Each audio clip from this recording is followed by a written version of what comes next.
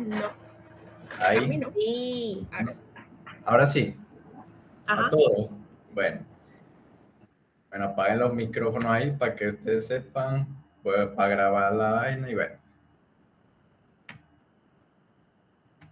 Cualquier cosa me dicen si algún momento se cae o cualquier cosa así para estar pendiente. Bajar toda la pantalla. ¿Va?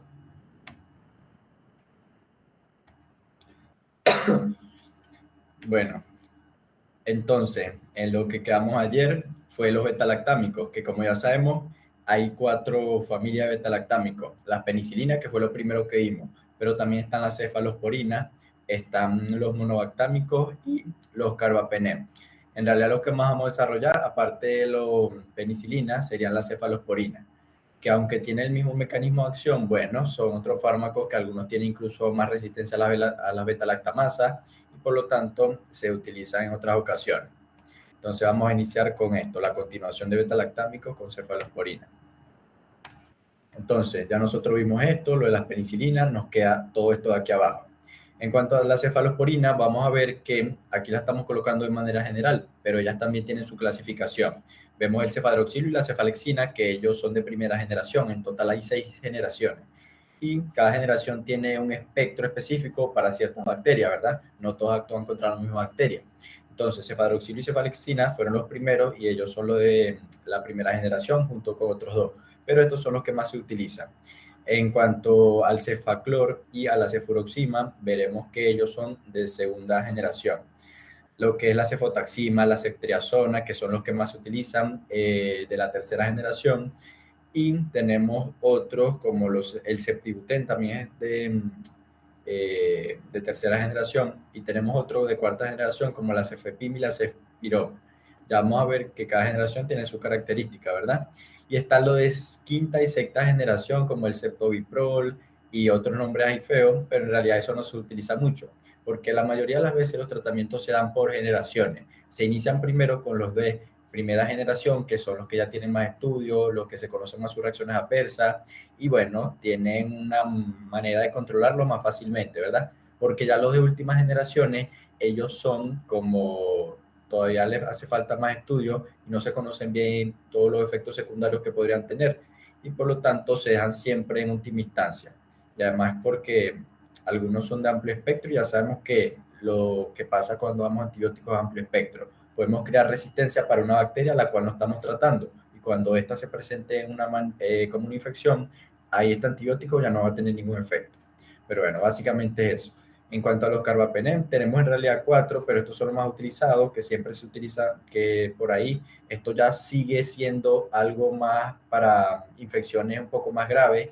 En cuanto a las penicilinas y ya vimos que algunos se utilizan para infecciones graves, pero la mayoría para infecciones regulares, más o menos frecuentes, neumonía, meningitis, infecciones de partes blandas, pero ya los carbapenem, como el imipenem y el meropenem, ellos se utilizan más que todo para infecciones graves, sepsis y todo eso. Y el monobactam, que el único que tenemos es el astrionam, que bueno, él también tiene algunas características que la veremos más adelante. Entonces, lo de los betalactámicos, también sabemos que al igual que las penicilinas que provenían de un hongo, el Penicillinum capsulatum, creo que se llama así, estos también provienen de otro hongo, que es el Cephalosporium acronium. De aquí se aisló las primeras moléculas y posteriormente a ellas se le fueron realizando modificaciones químicas para obtener moléculas semisintéticas, que son la mayoría de los compuestos que tenemos hoy en el mercado, ¿verdad? Este fue el que lo descubrió, Giuseppe Broxu, a diferencia del otro que fue Fleming, el de la penicilina, pero como todos ya sabemos que comparten la característica del anillo betalactámico, pertenecen a la misma familia. Entonces, esto ya lo vimos ayer, lo de las penicilinas, todos comparten ese cuadrito que es el betalactámico. Hoy nos vamos a enfocar con la cefalosporina y vemos un poquito las otras dos. Entonces, la cefalosporina tiene ese anillo y está con otra molécula unida, que es el ácido 7 aminocefalosporánico. Ayer cuando vimos la clase, el profesor en la primera diapositiva, cuando estamos hablando de las generalidades, colocó que era ácido 6 aminocefalosporánico. Pero bueno, no creo que pongan las dos, pero hay que preguntar eso, si es el 6 o el 7.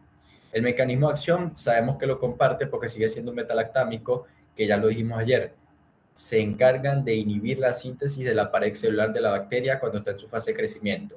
Ya sabemos que la bacteria tiene la pared celular que es como su coraza. Si se inhibe se inhibe la producción de esa pared celular, las presiones osmóticas del medio hacen que la bacteria estalle y muera. Por lo tanto, al igual que las penicilinas, las cefalosporinas siguen siendo qué tipo de antibiótico, de acuerdo a su mecanismo, de acuerdo a su acción sobre la bacteria, siguen siendo bactericidas.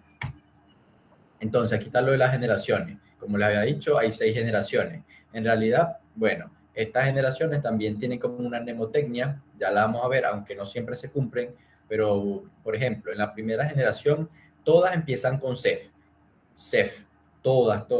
Eso sí es para todas las generaciones. Ya lo que cambia sería el resto del nombre, ¿verdad? Pero en la primera generación, la mayoría cumple esta mnemotecnia, que van con CEF seguido de una A. Entonces, todo lo de la primera llevan cefa, cefa. Y lo más conocido, como ya les habíamos dicho, era el cefadroxilo y la cefalexina. Pero están otros, hay muchos. Está la cefalotina, la cefazolina, la cefapirina y la cefadrina. Pero en realidad son como los hermanos de ellos. Al final terminan haciendo lo mismo. Así que se prefieren utilizar el cefadroxilo, que todo el mundo lo conoce, o la cefalexina. En cuanto a la segunda generación, también tenemos una regla mnemotécnica que se cumple para algunos. Aquí, por ejemplo, la regla es CEF más o o más una U. Como vemos aquí, tenemos de primero a la cefuroxima, se cumple la regla. CEF más U y bueno, el resto del nombre. Pero eso más o menos para que ustedes se ubiquen en la generación. Entonces tenemos la cefuroxima, tenemos otra como lo sería la cefonicida, tenemos la cefoxitina, y estas son las que cumplen esa regla de que tienen una CEF más O más U. Ya las otras, como el cefamandol, el cefaclor, el cefmetazol, el cefprosilo, que en realidad eso más adelante vamos a ver que ni los nombramos, ellos salen de la regla, pero siguen siendo la segunda generación. Así que esas son las excepciones que tienen que estar pila por ahí si le quieren tirar esa conchita. Ah, no, que era C más U o más O, pero mira, aquí está con otra cosa, cefa, pareciera que fuera la primera generación, pero en realidad es la segunda. Así que te empila con eso. De para eso no lo van a preguntar mañana porque ya vimos que los casos son bastante sencillos. Pero bueno, para el parcial. En la tercera generación, la mnemotecnia es que hay una CEF seguida de una T o seguida de una D. Pero aquí en este caso estamos viendo nada más lo de la T. Por ejemplo, la septacidina, la ceftriaxona y el septibuteno. Esos son los que siguen esa regla, que tienen una T, algunos pueden tener una D. Pero bueno, el resto, como lo que es la ceftriaxona, que está aquí, que es una de las más utilizadas, que así la nombran por ahí en el seminario de tercera generación, tenemos aparte de la ceftriaxona, la cefotaxima, que también sale esa regla, pero son de las más utilizadas. En cuanto a la de cuarta generación, los de quinta y sexta ya es más fácil porque hay poco. De cuarta generación, la regla es esta, CEF más pi. Entonces tenemos la cefepima y la cefpiroma. Esa es la regla, más nada. La de quinta generación y sexta, si no tienen ninguna regla mnemotécnica, pero tenemos el ceftobiprol y la ceftarolina, que bueno, ya la veremos para qué se utilizan ellos en casos especiales de cepa de estafilococcus resistente a la meticilina, que era lo que ya veíamos anteriormente en las penicilinas antiestafilocócicas. Bueno, y lo de sexta generación, uno solo, que es el cefiderocol, perdón. Entonces, el mecanismo de acción, como les dije, ya se lo he explicado, la enzima transpeptidasa, o también conocida como proteína ligada a las penicilinas, pero en realidad se une a todas las demás, penicilina, cefalosporina, es la enzima blanco a la cual la cefalosporina se une de manera irreversible y por lo tanto, como ya la que se encarga de la síntesis del pectidoglicano, ya sabemos, no hay pectidoglicano, la pared celular no se forma y ya sabemos el cuento. Hay una lisis de la bacteria por la presión osmótica y por lo tanto la bacteria muere. Ya sabemos que si pierde su membrana por una ruptura, bueno, toda célula va a morir. Entonces aquí está, pero aquí ya la vamos a correlacionar con las bacterias a las cuales ellas actúan. Entonces la primera generación no vamos a repetir los nombres porque ya lo dijimos, pero ahora vamos a ver el espectro. Vemos que los de primera generación tienen un espectro reducido. ¿Por qué? Porque en realidad actúan solamente sobre dos especies, sobre dos géneros, que serían Streptococcus y Staphylococcus, y por lo tanto sería un espectro reducido.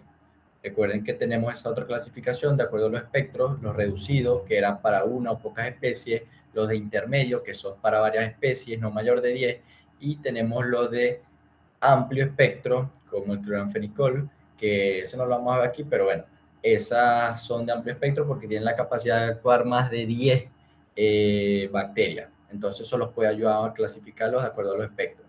Entonces los de primera generación actúan sobre los estreptococos y los estafilococos.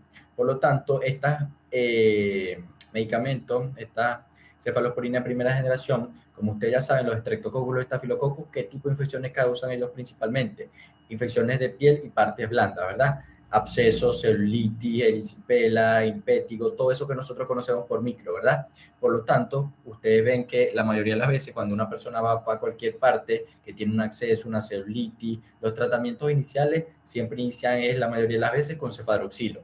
¿Por qué? Porque ya sabemos que el espectro contra el que él actúa es este y ya sabemos que los agentes productores de esas lesiones a nivel de la piel son estos. Así que todo por eso tiene una lógica. En lo de segunda generación vemos que aquí ya no sería de un espectro reducido, vemos que hay muchas más bacterias, ¿verdad? Entonces, esta sería de un espectro intermedio, porque si las contamos no pasan las 10. Tenemos a Escherichia coli, a Klebsiella, a Proteus, a Haemophilus influenza, Moraxella catarrhalis, tienen, siguen manteniendo la actividad contra ellos, pero disminuye, sino que se prefiere su utilización para estas bacterias, ya que la actividad la tiene disminuida contra los estreptococos y los estafilococos, que también podría hacer algo, pero a diferencia de la primera generación que se dedican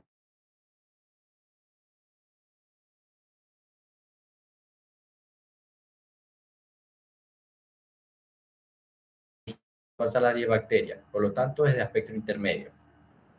En cuanto a lo de tercera generación, vamos a ver que ellos tratan a la mayoría de las enterobacterias. Es decir, aquí también se puede incluir Escherichia coli, se puede incluir el Proteus, el Bacteroides, todas estas que en realidad son enterobacterias, ¿verdad? Y aquí empezamos con algo más avanzado, porque aquí es donde empezamos a incluir a la Pseudomonas aeruginosa, que como ya sabemos es la principal responsable de las infecciones nosocomiales, como lo vimos hoy en clase, que lo llevan diciendo hace tiempo, junto con Acinetobacter baumannii, pero aquí ella no actúa contra esa, pero ya sabemos que la Pseudomonas muchas veces es resistente y por lo tanto hay que tener mucho cuidado, porque en realidad la podemos tratar con muchas cosas, pero por esa misma razón que la han tratado con tantas cosas es que ella se ha vuelto resistente. Por lo tanto, aquí sí es siendo muy importante lo del anticuerpo es más sensible y por lo tanto utilizar ese para que el tratamiento sea lo más efectivo. Porque ya vimos que en las penicilinas había las de las ureidopenicilinas y las carboxipenicilinas que eran antiseudomónicas también, pero aquí empezamos en la cefalosporina en tercera generación a ver también efectos contra la pseudomonas aeruginosa. Aquí se suma Serratia, aquí se suma Neisseria gonorrea, sigue estando Staphylococcus aureus, Streptococcus pneumoniae, y hay menor actividad contra los bacteroides, a diferencia de los de segunda generación que tenían una mayor actividad contra ellos. En la cuarta generación vamos a ver que ellas pueden seguir manteniendo alguna actividad contra todas estas bacterias que ya hemos nombrado, pero la característica es que ellas son un poco más resistentes a las beta-lactamasas, porque ya somos sobre todo Streptococcus, Staphylococcus, sobre todo Staphylococcus aureus, que producen mucha beta-lactamasa, por lo tanto, la penicilina, las cefalosporinas de estas primeras generaciones, ellas pueden ser destruidas fácilmente y al final el antibiótico no va a tener ningún efecto. Por lo tanto, lo que podríamos hacer sería combinarla con los inhibidores de la beta-lactamasa, como ya lo habíamos visto, el ácido clavulánico, el sulbactam, el tazobactam, pero si no podemos hacer eso, una de una generación más avanzada que ya intrínsecamente el antibiótico no necesita un inhibidor de la beta-lactamasa, sino que él de por sí ya es más resistente a esa enzima. Entonces aquí tenemos los dos ejemplos que ya lo habíamos nombrado, la cefepima y la cefpirona. Ahora aquí, bueno, es un cuadrito más o menos que ilustra lo mismo, pero es lo que ya hemos hablado. En cuanto a, bueno, lo que yo les había dicho de lo de quinta generación, como el ceftobiprol y el otro que no me acuerdo cómo se llamaba, la ceftarolina, estos se utilizan contra las bacterias que son resistentes a la meticilina. Ya vimos que estos eran las penicilinas, ¿verdad? Que eran la meticilina, oxaciclina, todas esas antiestafilocócicas, que supuestamente eran más efectivas contra esa bacteria, pero hay bacterias que ya han mutado tanto que desarrollan incluso resistencia a aquellos antibióticos que son especiales para ellas. Entonces ahí pensamos en otro antibiótico como una cefalosporina de quinta generación, como el cetoviprol, que se ha utilizado mucho porque se ha visto que tiene una gran capacidad de actuar contra esta bacteria y evitar la resistencia que ellas tienen. Bueno, en cuanto a la cefalosporina, ya empezamos con lo de farmacocinética, farmacodinámica, que ya lo que hemos estado hablando. De farmacocinética vemos que no todas se administran por vía oral, en realidad son muy pocas, como la cefadrina, la cefalexina, el cefadroxilo sobre todo, que todo el mundo ha tomado cefadroxilo así. De estos son de primera generación, de segunda generación, el cefaclor, la cefixima, de tercera generación, bueno, está también de segunda generación la cefuroxima, y de tercera generación el ceftibuten. Estos son los que tenemos así por vía oral, pero como ya sabemos de todos estos, el que más se utiliza es el cefadroxil. En cuanto a la vida media, todo el resto serían por vía parenteral, por vía endovenosa. En cuanto a la vida media, vemos que el cefadroxilo, la cefalexina, tiene una vida media bastante corta, de 1 hora, ¿verdad? Por eso es que estos antibióticos se toman de acuerdo al grado de la infección cada 8 o cada 12 horas. ¿Por qué? Porque tiene una vida media un poco corta y para evitar que el antibiótico disminuya su concentración en el sitio de acción y no se vean los efectos terapéuticos, se debe dar cierto intervalo, eh, con cierto intervalo de tiempo, ¿verdad? La ceftazidima, la cefuroxima, que son de segunda generación. Tenemos entonces, bueno, esta es tercera, esta es segunda. La duración es un poco más, de 1.7 horas. La cefazolina, que esta sí era de primera generación, de 2 horas. La cefixima, de segunda generación, de 3 horas. Y la ceftriaxona, de tercera generación, de 8 horas. Por lo tanto, esta se utiliza mucho y esta la vamos a ver en lo de el post-test que estaba por ahí, que se utiliza en combinación con otros ahí para poder ampliar el espectro y bueno, que tenga un mayor efecto. En cuanto a la unión a proteínas plasmáticas, la cefalexina tiene 10 a 15%, la cefuroxima, la cefotaxima 30 a 50%, la cefixima 67% y la ceftriaxona 80 a 95%, el ceftibuten 40%. Esto es solo teoría, porque eso en realidad no lo preguntan así mucho, porque eso en realidad nadie se lo sabe. Podemos aprendernos la que tiene más y la que tiene menos. La cefalexina la que tiene menos, de 10 a 15, y la ceftriaxona 80 a 95%. En realidad, eso es lo que nos podríamos aprender, pero el resto no tiene sentido, no nos sirve para nada. Bueno, en cuanto a este cuadrito, era lo que yo le estaba hablando de las mnemotecnias, lo de primera generación, CEP más A, segunda generación, CEP más O más U, la de tercera, pero con las excepciones como el cefaclor, el cefamandol, tercera generación, CEP más D o más T, como el ceftibuten, ceftriaxona, aquí falta la cefotaxima, que es muy importante aquí también, bueno, aquí está, pero como no cumple la regla, la colocan ya abajito, y de cuarta generación, CEP más P, así que se la pueden aprender por ahí. Que se aprendan dos, leanlo todo, pero que se aprendan dos, bueno, van bien. En cuanto a la eliminación, ya vamos por la parte de eliminación. La mayoría, al igual que el resto de las otras que ya habíamos visto, penicilina, se eliminan por vía renal de manera inalterada, ¿verdad? Se dice que algunas de ellas pueden sufrir alguna desacetilación, alguna cosa así, pero la mayoría es de manera renal inalterada. Por lo tanto, algunos pacientes que tengan problemas con insuficiencia renal, ya sea aguda o crónica, estos antibióticos de tipo penicilina, de tipo cefalosporina, en realidad todos los betalactámicos, porque comparten eso de que se eliminan por vía renal, podrían estar agravando el cuadro que tiene el paciente ya con esa patología de base. Por lo tanto, se preferiría, en dado caso de que haya otras opciones, utilizar fármacos de otra familia. O en dado caso de que no se pueda, porque la bacteria se trata con alguno de estos en específico, se debería ajustar la dosis para esos pacientes renales, ¿verdad? Bueno, la cefalotina, la cefapirina y la cefotaxima, que es lo que yo les había dicho, que algunas sufren desacetilación, pero igualmente se siguen eliminando por vía renal. La ceftriaxona y la cefoperazona que secretan por vía biliar.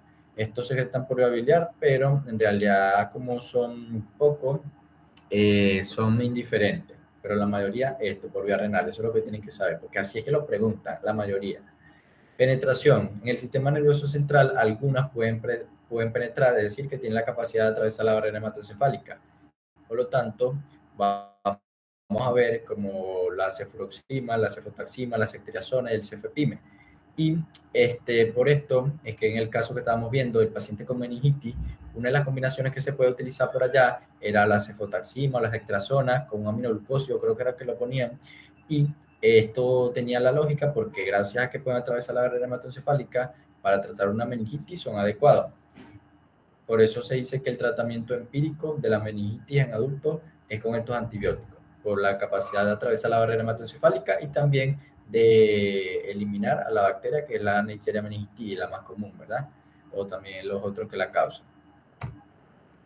Bueno, la cefalosporina, al igual que las otras, que ya la hemos visto, las penicilinas, se pueden combinar con los inhibidores de la beta-lactamasa, porque como son de los beta-lactámicos, también son susceptibles a lo mismo.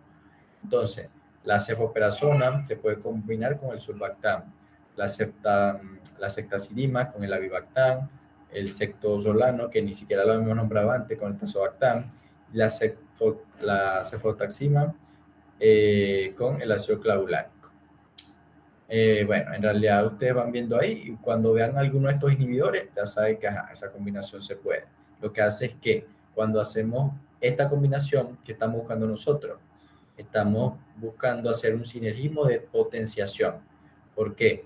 Ya sabemos que la bacteria tiene beta-lactamasa. Colocamos el antibiótico solo. El antibiótico va a ser destruido y por lo tanto al final no hace nada. Va a ser una ineficacia terapéutica. Entonces, ¿qué hacemos nosotros? Le colocamos el inhibidor de la beta-lactamasa. Entonces, el inhibidor como tal no tiene una acción bactericida, bacteriostática ni nada. No es antibiótico, sino eso, un inhibidor de la beta-lactamasa. Él bloquea a la enzima y hace que la enzima se mantenga por ahí ocupada y el antibiótico, como cualquiera de estos que estamos colocando, puede actuar propiamente sobre su diana, que es la transpeptidasa, y así podemos tener el efecto terapéutico adecuado. Por eso es muy importante que nos reporten si es una cepa productora de beta-lactamasa, porque no todas lo hacen, para poder decidir si se hace una combinación con un inhibidor de cualquiera de estos. ¿Qué más? Aquí tenemos otras combinaciones, pero estas son más feas. En realidad las más comunes son el ácido clavulánico, el surfactán y el tazobactán. Bueno, aquí es para ver cómo son las vías de administración. La mayoría de ellas se administran por vía parenteral. La mayoría, por vía intravenosa, de manera lenta. Y algunas, por ejemplo, de primera generación, el cefadroxilo, la cefalexina, la cefadrina, que es la pastilla que nosotros conocemos.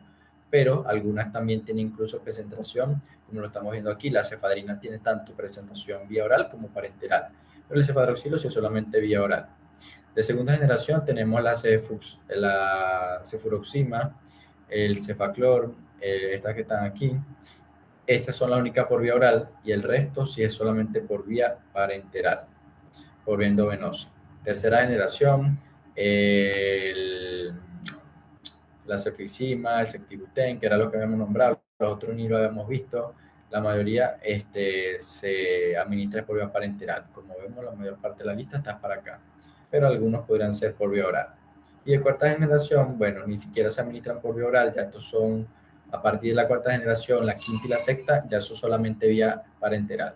Porque como les dije, a medida que va avanzando las generaciones son por infecciones graves. Y como ya sabemos, en cosas graves que se utilizan endovenosa, todas las cosas, porque son, así permitimos que se pueda distribuir mejor en todo el organismo, llegue de manera rápida y podamos controlar mejor el tratamiento. Bueno, ahora en cuanto a los usos clínicos, ¿verdad? Como ya le había dicho, los de primera generación, como actúan principalmente contra los estreptococcus, estafilococcus, para todas esas infecciones de la piel, ¿verdad? Que son producidos por ellos. Absceso, la erisipela, el impétigo, que esto parece que es un impétigo, por las costras micelias que tiene, la celulitis, se utilizan más que todo eso, de primera generación. Sobre todo, como les había dicho, también puede ser por Streptococcus pyogenes y bueno, Staphylococcus aureus, el más común de todos. Y en profilaxis preoperatoria, que bueno, vamos a ver que se hace una cirugía en un lugar y para evitar que allí se dé una infección, porque sabemos que estamos abriendo la piel y entonces es mucho más probable por la exposición de la tejido subcutáneo, se coloca antibiótico y el antibiótico llega ahí y está de manera pendiente, en dado caso que haya entrado una bacteria, no deja que la bacteria comience a proliferar y se infecte toda la herida fea, sino que la mata antes de tiempo y al final la infección, así haya estado por un momento, no se llega a desarrollar de manera completa. Eso, bueno, es la profilaxis preoperatoria. Bueno, esto para otros casos también se sigue utilizando para esto ya es más grave, pero como sigue siendo el mismo agente, seguimos utilizando el mismo tratamiento para la osteomielitis. Bueno, aquí la estamos viendo y bueno, aquí vemos cómo al final quedó el paciente.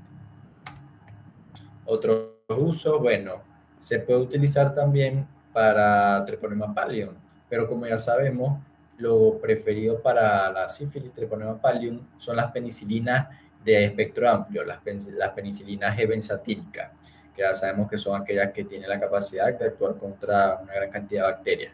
Así que vean el video para que se lo acuerden por ahí. Pero aquí también se puede utilizar en dado caso de que no se puedan utilizar las primeras. Para la gonorrea, por Neisseria gonorrea, también se pueden utilizar. Bueno, esos son los de primera generación. Los de segunda generación, adecuados para infecciones intraabdominales, para las enfermedades inflamatorias pélvicas, pie diabético y gérmenes gram negativos, facultativos y anaerobios. Vean esto que también es muy importante. Todo lo que hemos hablado de los betalactámicos hasta el momento, para algunos para gram negativo, otros para gram positivo, para no sé qué bacteria, pero todos son para anaerobios o, o anaerobio facultativo, porque más adelante cuando veamos los aminoglucósidos, ellos son los que se utilizan para tratar las infecciones por bacterias aeróbicas, y es porque su mecanismo de acción, que es la inhibición de la síntesis proteica, depende de que el fármaco en presencia de oxígeno es capaz de actuar. Así que acuérdense eso para que lo diferencien de todos estos betalactámicos, que estos actúan sobre anaerobios, pero no sobre bacterias aerobias. Entonces, la segunda generación ya habíamos nombrado Escherichia coli, Klebsiella, Proteus, Haemophilus, Moraxella, todo esto que está aquí, lo mismo que ya habíamos repetido. Acuérdense más que todo de cuál, bueno, de la cefuroxima, el cefaclor, el cefamandol, esos que están ahí que son más comunes. Lo de segunda generación, aquí tenemos cuál. Mira, tenemos Haemophilus influenza, ya sabemos que es uno de los principales causantes de neumonía en las edades pediátricas, ¿verdad? Hasta los 5 años, como lo habíamos visto por allá en micro, ¿verdad? De 2 a 5 años era uno de los más comunes. Y por eso se utiliza más que todo en estos pacientes, ¿verdad? Pacientes pediátricos. Infecciones respiratorias inferiores, también Streptococcus pneumoniae o Staphylococcus aureus cuando llega allá, pero lo de Haemophilus influenza también es más importante. Lo de tercera generación, ya como tal, a medida que avanza la generación, la cosa se va poniendo grave. Son infecciones, por ejemplo, por Klebsiella, que puede ser una neumonía, pero ya más complicada, por Enterobacter, que bueno, infecciones de tracto urinario, Proteus, también infecciones de tracto urinario, es uno de los más comunes junto con Escherichia coli, Proteus mirabilis, la Providencia, Serratia y Haemophilus. Esto, como lo vemos aquí, para ampliar el espectro y la seguridad del tratamiento se hace de manera combinada.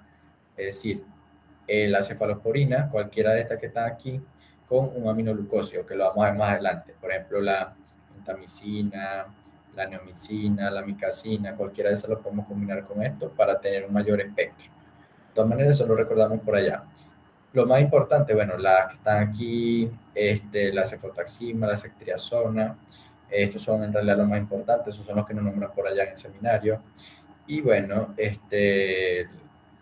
como ya sabemos, todos estos son vía parenteral, pero por vía oral tenemos estos dos, la cefixima y el ceftibuteno.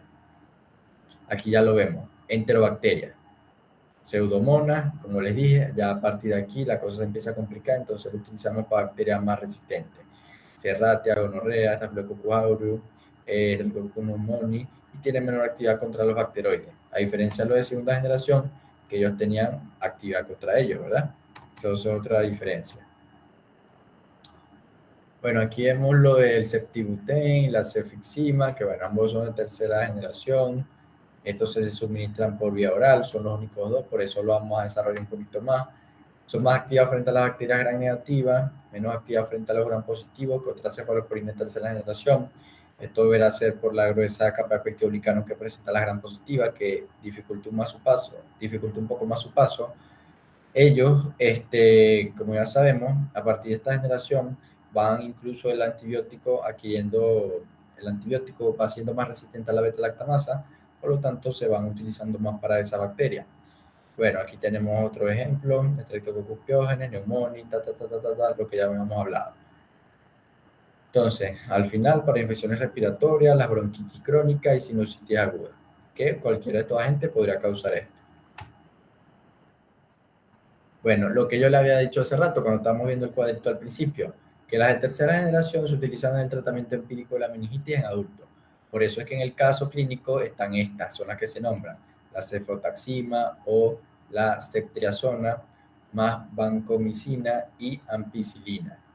Esto de la vancomicina, bueno, apréndanselo por ahí, por si sale esa combinación, pero en realidad estos fármacos de vancomicina no lo hemos visto, solo vemos en séptimo, porque ya estos son otros antibióticos que son los glicopéptidos y ellos, como tal, la clase no la hemos visto, así que en realidad no lo deberían preguntar. Pero como aquí está en la lámina esa combinación, aprendan que puede ser una cefalosporina con la vancomicina y la ampicilina, es decir, un poco de daño. También tenemos la ceftazidima, que junto con un aminoglucósido, cualquiera de las que ya vamos a ver más adelante, se pueden combinar para tratar las infecciones por pseudomonas. Y esto tiene sentido porque esto es otra cosa que tienen que tener en cuenta, porque muchas veces no sabemos el fármaco y nos están pidiendo una combinación, pero por ejemplo, le dicen uno y otro y ambos son de la misma familia, ambos son betalactámicos. En realidad no vamos a combinar dos betalactámicos juntos porque como los dos actúan de la misma manera inhibiendo la síntesis de proteína, al final es como si colocáramos a dos personas brutas en la misma tarea. No es que se va a sumar que una hace que la otra va a ser más inteligente, las dos son brutas y bueno, peor la cosa. En realidad, para hacer una combinación, siempre la vamos a hacer es con un antibiótico que tenga un mecanismo de acción distinta, para que ese mecanismo, que en este caso sería distinto, ya sería de sumación.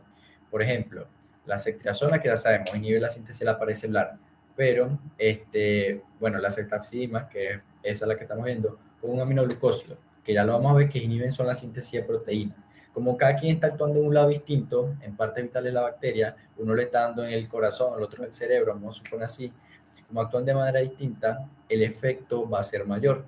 Pero en cambio, si le coloco dos aminoglucósidos, también es lo mismo. Los dos van a buscar inhibir la síntesis de proteína, no tiene sentido. Entonces aprendas ese truco.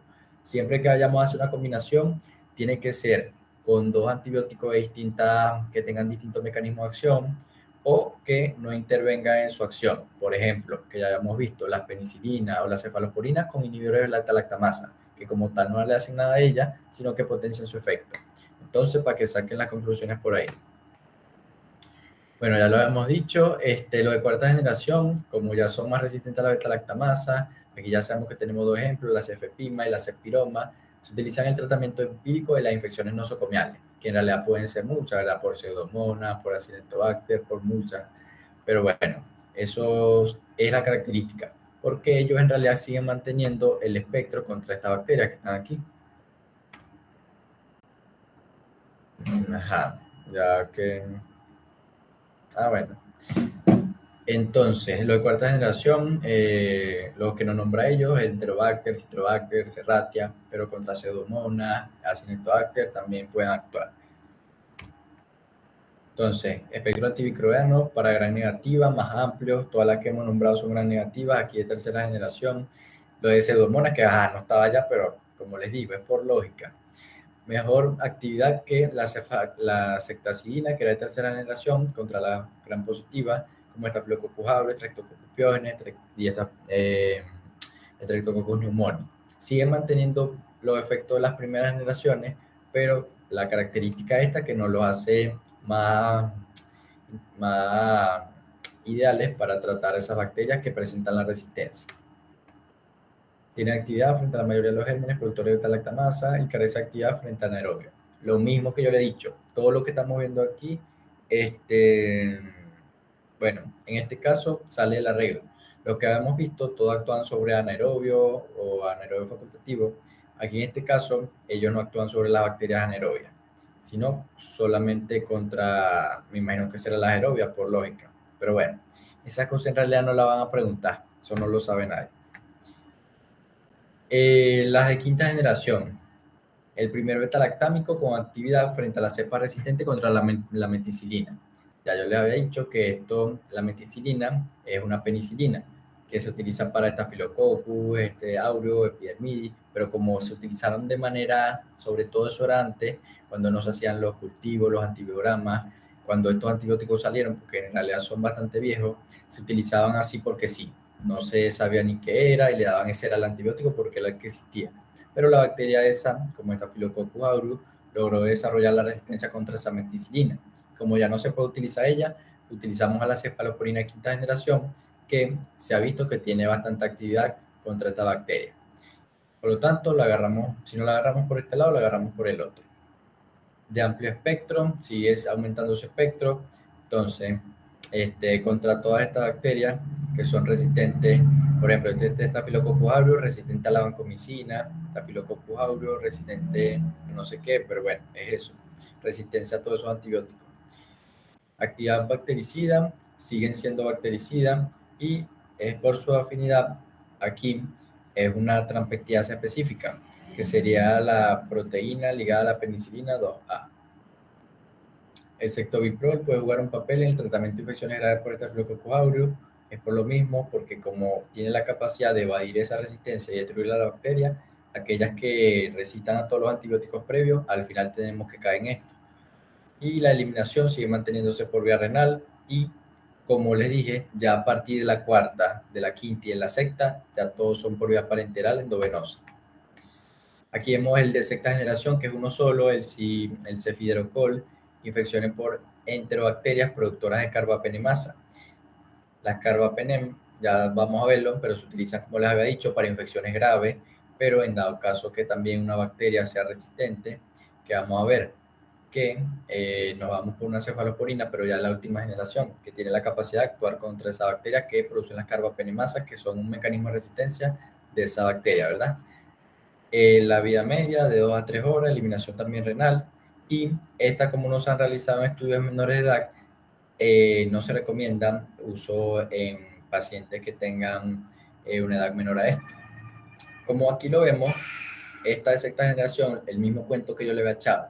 A medida que aumenta la generación, es decir, ¿qué buscamos nosotros? Que el antibiótico tenga un mejor espectro, menores reacciones adversas, tenga un mejor espectro, es decir, sea más amplio, tenga menores reacciones adversas. Y aquí nosotros vemos esta lista, ¿verdad? Hay más de 10 bacterias. Por lo tanto, ya sabemos que los de últimas generaciones, siempre la mayoría de las veces son de amplio espectro. A diferencia de los de la primera, que eran algunos de espectro reducido, y lo de la segunda, tercera, que ya eran de espectro intermedio. Pero ya a partir de la cuarta, por lo general, ya son de amplio espectro. Es por esto, muchas bacterias con las que pueden actuar. Ahora las reacciones adversas medicamentosas. Ustedes se acuerdan de la penicilina, que la principal reacción era la hipersensibilidad. La hipersensibilidad, es decir, las reacciones alérgicas, ¿verdad? Porque se actúan como actenos, los medicamentos, ustedes saben todo ese cuento que vimos en primer bloque. Pero ¿qué ocurre? Como ya sabemos que pertenecen a la misma familia, comparten ese mismo anillo beta-lactámico, ¿verdad? Son muy parecidas entre sí. Entonces, un paciente que sea alérgico a la penicilina, es muy probable que nosotros le demos una cefalosporina y así sea la primera vez que se encuentra con eso, los anticuerpos que ya se hayan formado contra la penicilina tienen la capacidad de unirse a la cefalosporina y es por la estructura química que es tan similar que lo reconoce. Y como lo está reconociendo, obviamente va a dar la respuesta alérgica como si le fuéramos a la penicilina. Y eso es lo que conocemos así, como una hipersensibilidad cruzada. ¿Por qué? Porque en realidad los anticuerpos son para la penicilina, pero como se parecen tanto a la cefalosporina, también actúan contra ellos. Es como si fuera el hermano, ¿verdad? Y entonces por esto es la reacción más importante de la cefalosporina. También tenemos la nefrotoxicidad por lo mismo, si se elimina mucho es por vía renal, la mayoría se elimina por vía renal. ¿Qué va a ocurrir? Si hay una acumulación en el riñón, bueno, va a producir efectos tóxicos, sobre todo a nivel de tubular, es donde se producen los daños, produce una necrosis de los túbulos y ya sabemos que eso no se regenera y por lo tanto hay que tener mucho cuidado. Y el ejemplo que más se ha visto relacionado con la necrosis tubular es la cefalotina, que ya dijimos que es de primera generación. También puede haber tromboflebitis, dolor local, esto sobre todo en las que se inyectan por vía endovenosa, ¿verdad? Hay intolerancia al alcohol o el efecto antabús por la cefoperazona, el cefamandol. Bueno, me imagino es que la persona tiene un umbral disminuido a lo que sería el alcohol, por lo tanto, me imagino que se pondrá más ebrio en condiciones cuando está medicado. No sé, es algo así, pero eso no lo preguntan. Fenómenos hemorrágicos por este compuesto que se forma, que produce daño endotelial, aumento en las transaminasas, también puede pasar por el hígado y se acumula allá, pero como ya hacemos no es biotransformado, pero igualmente cualquier compuesto que se acumule en un tejido va a producir daño. Entonces eso produce daño en los hepatocitos y hace que se libere sus transaminasas. Produce eosinofilia. La eosinofilia está relacionada con ¿qué? Con la hipersensibilidad, porque ustedes se acuerdan que las reacciones de alérgicas, los eosinófilos eran los encargados de las alergias. Entonces, si se produce esto, obviamente va a haber una eosinofilia. Esto sería como consecuencia de esto. Este, ¿Qué más? Puede haber anemia hemolítica, todo eso. Y gastrointestinales, que eso para todo lo que sea por vía oral, no, como ya sabemos, náusea, vómito, diarrea, lo mismo de siempre. Bueno, ya vamos a terminar. Los carbapenémicos se asocian con la cilastina. El más utilizado es el imipenem, que siempre lo nombran por ahí. En los casos clínicos graves se utiliza gel.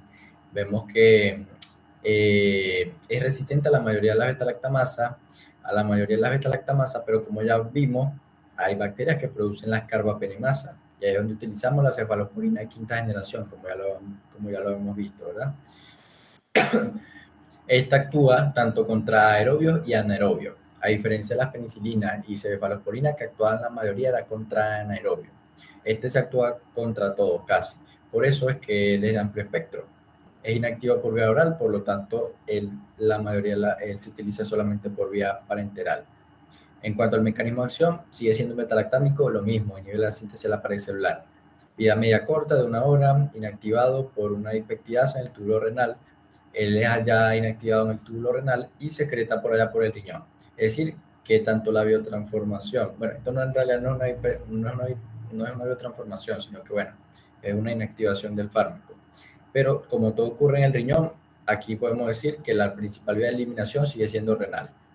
Está indicada en infecciones intrahospitalarias por bacterias resistentes a la cefalosporina. Y por último, los monobactámicos, que tenemos uno solo, que ya lo hemos dicho, que era el Astreonam. El Astreonam, bueno, compuesto beta-lactámico monocíclico, se administra también solamente por vía parenteral. Este tiene la capacidad de que tiene una gran distribución en los tejidos y líquidos corporales, por lo tanto se puede utilizar para infecciones que se encuentren en lugares donde algunos antibióticos por sus características no son capaces de atravesar. Y interactúa también con las proteínas ligadoras de la penicilina, que ya sabemos que es la misma transpeptidasa. Por lo tanto, el mecanismo de acción sigue siendo lo mismo, inhibición de la síntesis de la pared celular. Así que le hice un monobactámico, le hice una cefalosporina, le hice una penicilina, le hice cualquiera de esos, como todos son betalactámicos, sigue siendo el mismo mecanismo de acción. Lo que pasa es que hay un poco de familia y bueno. Espectro parecido al de los aminoglucósidos, ya lo vamos a ver, que me imagino que también tiene la capacidad más o menos de inhibir la síntesis de las proteínas, pero esto es más propio de los aminoglucósidos porque se une a los ribosomas. Y bueno, se utilizan contra pseudomonas, enterobacterias resistentes y Haemophilus influenza. Este sí, propiamente, vía renal inalterada, poca incidencia en reacciones alérgicas, porque a diferencia de los otros, sigue siendo un betalactámico, pero no se parece tanto como lo sería la cefalosporina y la penicilina. Ellas son como las hermanas gemelas. En cambio, los monobactámicos y los carbapenem son también hermanos porque pertenecen a la misma familia, pero son un poco más distintos, ¿verdad? Las indicaciones, infecciones geniturinarias, pero complicadas, sobre todo las infecciones de tracto urinario alto, ¿verdad? Ya cuando es pielonefritis y todo eso, se utilizan más que todo estos antibióticos. Porque si son unas infecciones urinarias bajas, ya vamos a ver que se utilizan más que todos los aminoglucósidos. Y bueno, las quinolonas también. Y las indicaciones para otra cosa, la sepsis, lo que le dije, infecciones sistémicas, la fiebre tifoidea y peritonitis, cosas graves. Bueno, terminamos ahí entonces con todos los betalactámicos.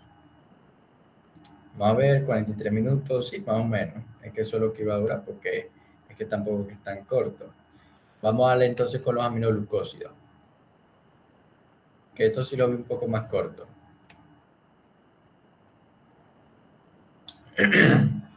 Bueno, los aminoglucósidos. El nombre ya por sus características químicas te dice más o menos qué está compuesto de qué está compuesto el fármaco, de acuerdo a su estructura química. Tenemos amino, es decir, tenemos parte de, en realidad no son proteínas, porque una proteína obviamente no se puede absorber, pero tiene esos aminoácidos allí en su estructura, ¿verdad? Y los glúcidos, ya vamos a ver que son algunas exosas. ¿Y qué ocurre? Por las características que tienen los aminoácidos y los carbohidratos, ya sabemos que estos compuestos tienen mucha polaridad, incluso pueden llegar a tener carga. Por eso vamos a ver que los aminoglucósidos, ellos la mayoría se utilizan de vía tópica o vía parenteral, porque por vía oral, debido a estas características que tienen carga, son muy polares, obviamente ya sabemos por lo de la absorción, van a tener una absorción demasiado mala. Se dice que es del 1%. Imagínense ustedes, de todo lo que le estamos dando por vía oral, que se absorbe 1%, obviamente el tratamiento no va a ser casi nada eficaz. Por lo tanto, se utiliza mayormente por eso, por vía parenteral. Entonces, para que ustedes vean que con simplemente el nombre y relacionándolo con las otras cosas que ya hemos visto, pueden deducir algunas cosas del medicamento, ¿verdad? Del fármaco. Aquí están los objetivos, esto no nos importa, esto ya lo vimos, los antimicrobianos según su origen, los naturales, según su acción, que son bacteriostáticos, bactericidas, eso está en la primera clase, así que lo repasan por allá, ¿verdad? Entonces, ahora sí empezamos propiamente con los aminoglucósidos. Tenemos los naturales, que son aislados de bacterias, como por ejemplo la streptomicina, se aisló de Staphylococcus griseus, que es una bacteria, pero produce esta compuesto. Y bueno, como se vio que tenía acción contra otras bacterias, bueno, entonces se decidió aislar y utilizar como un antibiótico. Tenemos la gentamicina y la netilmicina que derivan de la micronospora. Los semisintéticos obviamente ya van a ser estos que han tenido modificaciones y bueno, por lo tanto también le cambian el nombre. Aquí tenemos la amicacina, la caramicina, pero también está la gentamicina, como ya la vamos a ver, y la amicacina, ya se la vamos a ver. Entonces, ya dijimos que son aminoazúcares, la hexosa o un aminociclitol, que sigue siendo un carbohidrato, pero ya sabemos, más modificado.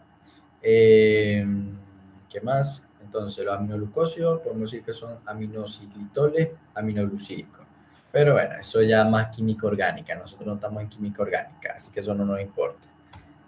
Aquí esto sí nos importa. Lo que está en rojo y aquí en negrita, esos son los que hay que aprenderse, ¿verdad?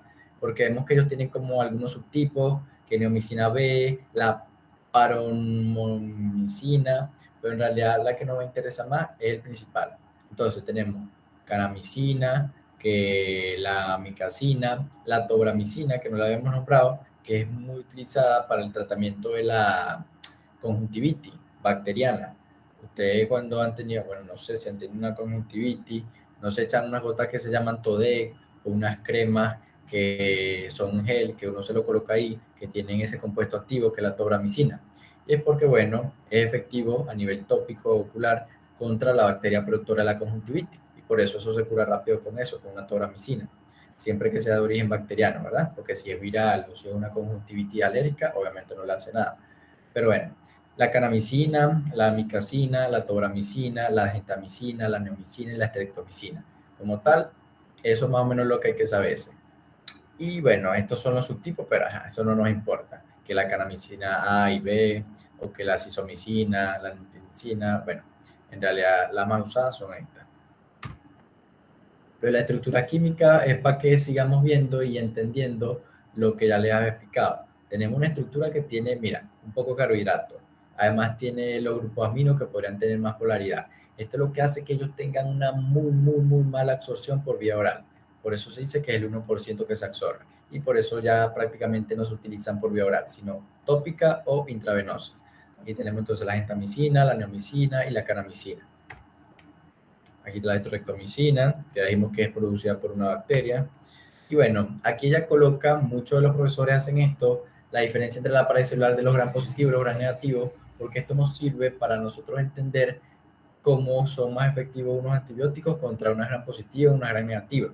Por ejemplo, se dice que los aminoglucósidos pueden presentar cierta dificultad para tratar a las bacterias a las infecciones por bacterias gram negativas.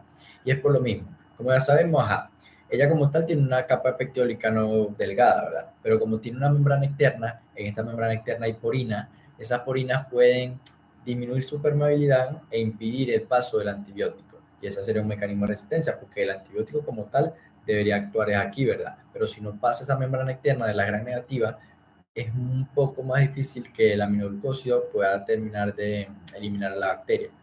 En cambio, la gram positiva, bueno, puede pasar más fácil la capa de pectiolicano, así la vemos que es como más gruesa y eso, pero en realidad es más fácil para esto, porque esa membrana externa, como no está aquí, no regula tanto el paso del antibiótico y bueno, es más fácil que actúe sobre una gran negativa, sobre una gran positiva. Pero en realidad al final actúa sobre las dos. Entonces, eso es lo que le estaba diciendo aquí. Bactericidas, pero de espectro reducido contra las gram negativas, por lo que les acabo de explicar, no lo vamos a repetir.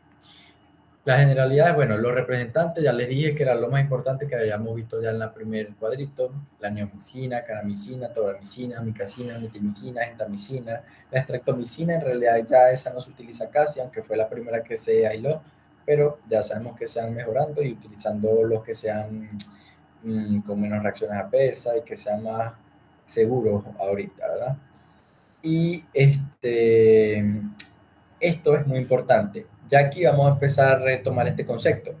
El efecto postantibiótico, ya eso lo expliqué en la clase general, ¿verdad? De introducción, que es la capacidad de inhibir el crecimiento bacteriano, es decir, actuar como un bacteriostático tiempo posterior de que la persona terminó su tratamiento con el antibiótico. Es decir, la persona ya terminó de tomar el antibiótico, pero las bacterias que quedaron de remanente siguen estando inhibidas, no las mata, sino que las mantiene ahí como un bacteriostático y el sistema inmunológico, como que poco, es capaz de terminar de destruirla, ¿verdad? Y eliminar completamente la infección. Entonces, de las beta-lactámicos, ningún beta-lactámico tiene efecto post-antibiótico. Entonces, no se vayan a volver locos que si les sale una opción así, ay no, que uno de los beta-lactámicos de los 1000 que nombramos tiene efecto post-antibiótico, no, ninguno lo tiene. Y eso está relacionado también muchas veces con su mecanismo de acción, porque ellos inhiben la síntesis de la pared celular, la matan y ya. Pero en cambio aquí la aminoglucosa, que también es bactericida, puede presentar un efecto postantibiótico porque, ajá, ya vamos a ver que su mecanismo de acción es que él se une a la ribosoma, ¿verdad? Impidiendo la síntesis de proteínas o que la proteína que se sintetice sea anómala y al final esto se va acumulando el tiempo y hace que la bacteria tenga proteínas anómalas que no le impiden cumplir su función. Como ya sabemos, las proteínas son esenciales para la función de la célula y al final termina muriendo. Pero no es algo que se da inmediato, a diferencia como en las penicilinas, que le quitaba su pared celular y bueno, se moría. Aquí tiene que pasar un poquito más de tiempo porque, ajá, eso de la inhibición de la síntesis de proteínas, eso lleva un poquito más de tiempo. Y eso es lo que queda en el efecto postantibiótico. Vemos que cuando lo damos a las dosis altas, todo eso, el efecto es bactericida. Pero cuando ya dejamos el antibiótico, como la unión del aminoglucósido veremos que es irreversible con el ribosoma, esas bacterias que quedaron ahí pegadas con su ribosoma, con el aminoglucósido, van quedando en ese estado de que no mueren de una vez, sino que ellas van acumulando proteínas anómalas hasta que terminan muriendo, ¿verdad? El sistema inmunológico la destruye. Pero ese efecto que se mantiene ahí, incluso sin la presencia del antibiótico, es lo que se denomina así, efecto postantibiótico. Entonces, así, ahora sí, propiamente el mecanismo de acción. El mecanismo de acción, en realidad, lo que yo les dije, inhibición de la síntesis proteica por la unión a la subunidad pequeña del ribosoma, lo que hace que se altere la lectura del ARN mensajero y se produzcan proteínas anómalas. Y al pasar del tiempo, la célula termina muriendo. Eso como tal es el mecanismo de acción. Incluso se la van a poner más cortico allá. Inhibición de la síntesis proteica por unión a la subunidad 30 del ribosoma, a la subunidad pequeña del ribosoma bacteriano. Porque aquí ya se pone hecha como todo el cuento de qué es cómo llega la antibiótico y al final termina haciendo el efecto, pero en realidad lo que no importa es eso, lo que inhibe la síntesis de proteína. Pero bueno, vamos a verlo porque es como un cuento. Primero va a ocurrir lo que sería la unión a la membrana externa de la bacteria, esto en dado caso que sea una gram negativa, y causa la disrupción de esta membrana, ¿verdad? ¿Qué ocurre? Luego de ella, los ribosomas donde están dentro de la bacteria debe seguir penetrando la capa peptidolicana, la membrana citoplasmática, y entonces llega, ajá, se capta la droga, va pasando hasta que al final se incorpora en el citoplasma, ¿verdad? Una vez que ya está en el citoplasma, es algo que yo les había dicho, que se requiere la presencia de oxígeno, como para que el antibiótico, no es para que se active como tal, sino que para que se favorezca su unión con el ribosoma. Entonces, por eso se utiliza estos aminoglucósidos para tratar a bacterias aeróbicas. Entonces, en condiciones de aerobiosis, presencia de oxígeno, los aminoglucósidos ejercen su acción bactericida y participan en la inhibición irreversible, como yo les había dicho, de la síntesis de proteína por un proceso activo. Es decir, el antibiótico primero pasa a la membrana, pero después hay unos canales que requieren energía para poder terminar de ingresar al antibiótico. Eso ya lo vamos a ver más adelante. Pero bueno, al final, lo que yo les dije, actúa en la unidad 30 del ribosoma, a la unidad pequeña, a la unidad 30 del ribosoma bacteriano, tiene dos sitios de unión a los cuales se une. ¿Qué hace? Hace que la lectura del ARN mensajero sea errónea. Se producen proteínas anómalas y eso es lo que trae a finalmente la muerte celular. Bueno, esto es más o menos lo que yo les dije. Mira, pa. La primera parte de esto no depende de energía, es un transporte pasivo. Por las porinas, que ya como tal son canales que permiten el paso de las sustancias, pero no utilizan ATP. Son canales pasivos, ¿verdad? Pero ya estos aquí, para terminar de pasar a la membrana plasmática propia de la bacteria, aquí sí se requiere energía. Eso es lo que hay que saber. Del resto, ya lo que hemos repetido. Entonces, ¿cuál es el espectro? Que eso es algo que es muy importante saberlo, porque eso es algo de lo que más le gusta preguntar, como dijo la doctora. El espectro aquí también es intermedio y se cumple lo que yo les había dicho. Contamos cuántas bacterias actúan: Enterobacter, Escherichia, Klebsiella pneumoniae, Proteus, Pseudomonas, Serratia, Citrobacter. 1, 2, 3, 4, 5, 6, 7. No pasa de las 10, por lo tanto, queda en un espectro intermedio. Si fuera una o dos bacterias, sería reducido, ¿verdad? Pero como hay 7, bueno, se mantiene dentro del espectro intermedio. Y ustedes se ponen a ver, Escherichia coli, Klebsiella pneumoniae, Proteus, Pseudomonas aeruginosa, Serratia, Citrobacter. La mayoría de ellas están más asociadas con infecciones urinarias, sobre todo Escherichia coli, Proteus mirabilis, aunque Klebsiella pneumoniae también está ahí, Pseudomonas también, que puede causar cualquier vaina, depende de la vía de entrada, Serratia, pero más que todo infecciones urinarias. Por lo tanto, veremos más adelante que su principal indicación es para eso, para infecciones urinarias. Vamos a ver la farmacocinética. En cuanto a la farmacocinética, lo que ya les había dicho hace rato, son policationes por la cantidad de azúcares, también por la cantidad de aminoácidos que tienen algunos cargas. Entonces, como tienen mucha carga, son muy polares. ¿Y qué condiciona esto? Ya sabemos que la absorción, la distribución, todo lo que necesitamos es que tenga la menor carga posible para que sea más liposoluble y pueda atravesar más fácilmente. Pero como es todo lo contrario, se dice que por vía oral menos del 1% se absorbe. Por lo tanto, por vía oral prácticamente ya eso no se utiliza por la poca absorción que tiene. No hace nada. Entonces, hay algunos casos, algunas excepciones en las que sí se puede favorecer lo que sería la absorción por vía oral, pero es cuando hay enfermedad inflamatoria del tubo digestivo, que ya sabemos que aumenta la permeabilidad por toda la inflamación y ahí el antibiótico pudiera tener una mayor absorción. Pero como eso no es fisiológico, en dado caso de que no queramos tratar es una infección intestinal, sino alguna infección en otra parte, la infección urinaria, entonces no le voy a dar por vía oral. ¿Por qué? Porque obviamente no se va a absorber casi, no va a poder llegar hacia el sitio donde debe actuar y entonces allí es preferible utilizarlo de manera tópica. Entonces, por eso, la principal es administración tópica en las heridas grandes, también quemaduras, pero como ya le dije, el caso de la tobramicina, que viene en gotas o en crema para las infecciones a nivel de la conjuntiva, ¿verdad? De bacteriana. También por vía intramuscular se pudiera colocar, pero más que todo intravenosa o tópica. El uso de aumento, esto es nuevo por la forma inhalada, por cuando la pseudomonas se encuentra a nivel respiratorio. Eso es algo nuevo que se está haciendo, pero no tiene mucho estudio, así que no es algo que se haga con tanta frecuencia. En cuanto a lo otro, ya lo de bueno, aquí repetí que es casi nula por los cationes, se prefiere la vía parenteral por vía intramuscular o intravenosa muy diluida para evitar reacciones adversas, ¿verdad? La distribución, miren, tiene una unión bastante baja a las proteínas plasmáticas, ¿verdad? Por lo tanto, todo lo que llega a la sangre, como no se une casi a las proteínas plasmáticas, la mayoría se puede distribuir bastante fácil, ¿verdad? En caso, si tuviera una unión tan grande a las proteínas plasmáticas, ya sabemos que primero se tendría que separar la proteína para poder atravesar la barrera que sea. Por lo tanto, sería un poco más difícil. Pero aquí es todo lo contrario. Unión baja facilita la distribución. Pero seguimos manteniendo lo mismo. Así la estemos dando por vía parenteral, siguen teniendo las mismas características, siguen siendo policationes. Así que esta unión a proteínas plasmáticas al final no es que nos ayude mucho, así sea poco la unión, porque como siguen siendo policationes, cuando vayan a atravesar la barrera del tejido que vayan a actuar, también se la dificulta un poco.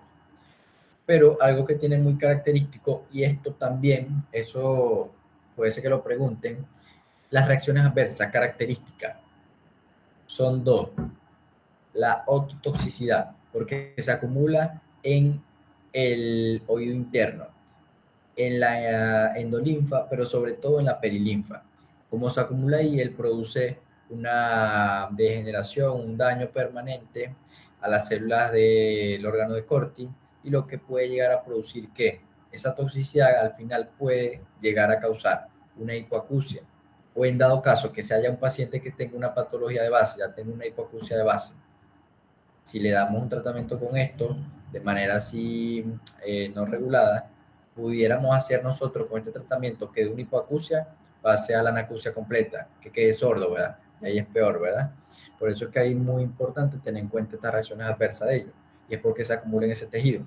Pero también a nivel de la corteza renal, y a nivel de la corteza renal también podría agravar un cuadro de insuficiencia renal. Por eso, estas dos son las principales de ellas. Vamos a ver que tiene un poco de reacciones más, pero las principales son esas, ototoxicidad y nefrotoxicidad. En cuanto a la vida media, tiene una vida media bastante moderada, de 2 a 3 horas. Metabolismo prácticamente nulo, al igual que los betalactámicos. La mayoría se secreta por vía urinaria. En este caso se utiliza el mecanismo de filtración, a diferencia de las penicilinas que utilizaban la filtración y secreción, el 90%. Aquí sí la mayoría de filtración.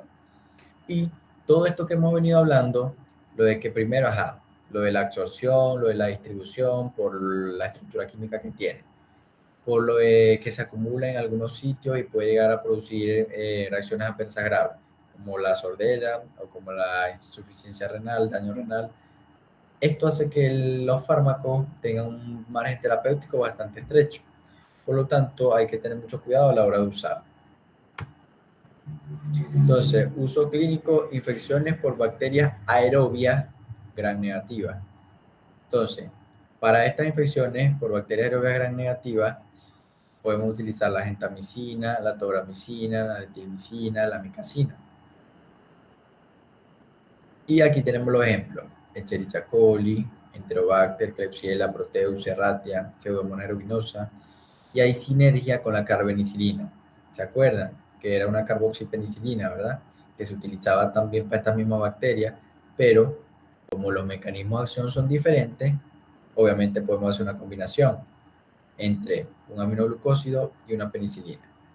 Por eso era lo que estábamos hablando hace rato por allá, que se combinan aminoglucósidos con los betalactámicos, como la penicilina, cefalosporina, y lo que hacemos es ampliar su espectro, porque cada quien actúa por su lado de manera diferente y busca matar la bacteria. Pero no vamos a combinar, que eso era una de las respuestas que está ahí, obviamente mala, en el quiz, que creo que combinaban gentamicina con amicacina. Obviamente no se hace, porque como los dos tienen el mismo mecanismo de acción, lo que va a hacer es competir entre ellos y al final no va a tener ningún efecto, se anulan. La streptomicina y la canimacina se utilizan, pero de manera limitada en la tuberculosis. Cuando veamos los antituberculosos, por allá van a ver de que los fármacos que se utilizan siempre son combinados, porque ya sabemos que la bacteria Mycobacterium tuberculosis es bastante resistente por las características de su pared. Y bueno, se utilizan fármacos de primera línea como la isoniazida, que inhibe la síntesis de la pared celular de los ácidos micólicos, la rifampicina, que inhibe la síntesis de ARN, pero se utilizan esto como la canamicina o la amicacina, que también me acuerdo que la vimos en micro, y esto tenemos una terapia triple contra la bacteria. Para que uno actúe en la pared, para que uno actúe en la síntesis del ARN mensajero y para que uno actúe en la síntesis de proteína, que sería la aminoglucosa, para tratar de matar esa bacteria que, como ya sabemos, es bastante dura. Pero de por sí, que ustedes vayan a utilizar uno de estos para tratar la tuberculosis, pero así solo, jamás en la vida. Ninguna vez se utiliza ningún antibiótico ni ningún antituberculoso aislado. Siempre son combinaciones. La neomicina, bueno, poco uso, excepto aplicación tópica para la otitis. Que bueno, es una cremita, una gotica que se utilizan allí. Bueno, aquí la tenemos, uso clínico, repaso. Primerito, infecciones urinarias, lo que yo les había dicho, ¿verdad? ¿Por qué? Porque las bacterias contra las que actúa, la mayoría son las productoras de infecciones urinarias, Escherichia coli, Proteus, todas esas. También puede ser para las neumonías intrahospitalarias, por lo de Pseudomonas, por lo de Klebsiella pneumoniae, que también producen no solamente a nivel urinario, sino también a nivel respiratorio. Infecciones sistémicas graves, bueno, cuando ya se complica por las mismas bacterias, peritonitis asociada a diálisis peritoneal, endocarditis bacteriana en combinación con las penicilinas antiestafilocócicas, porque la mayoría son por Staphylococcus epidermidis o Staphylococcus aureus. Entonces se utiliza una combinación con un aminoglucósido para tratar la endocarditis. Septicemia, que bueno, ya sabemos que la presencia de bacteria en la sangre, pero en todos los vasos sanguíneos de todos los órganos. Y bueno, aplicaciones tópicas, la conjuntivitis, ya le eché el cuento de la tobramicina, infecciones en la piel y parte blanda, que bueno, esos antibióticos también pueden venir en crema para actuar allá tópicamente. Infecciones diseminadas por micobacterias atípicas en SIDA. No es que vamos a tratar el SIDA, sino que ya sabemos que la persona está inmunosuprimida, inmunodeprimida, entonces se puede enfermar de cualquier cosita. Y bueno, se utilizan para tratar esas infecciones que se vuelven oportunistas. Y bueno, lo de Mycobacterium tuberculosis, ya echamos el cuento con la micacina, con la canamicina, que se utilizan, pero de manera combinada. Resistencia microbiana, que ya les dije también en la primera clase, que siempre hay que pensar en tres cosas, que prácticamente la tienen todas las bacterias. Producen enzimas para inactivar los antibióticos.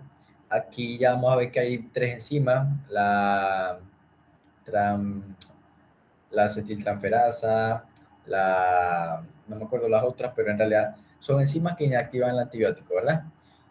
Ya vimos que en las beta-lactámicos era más fácil porque se llamaban beta-lactamasa. Aquí no se llaman aminoglucosidasa, sino que tienen otros nombres porque son varios.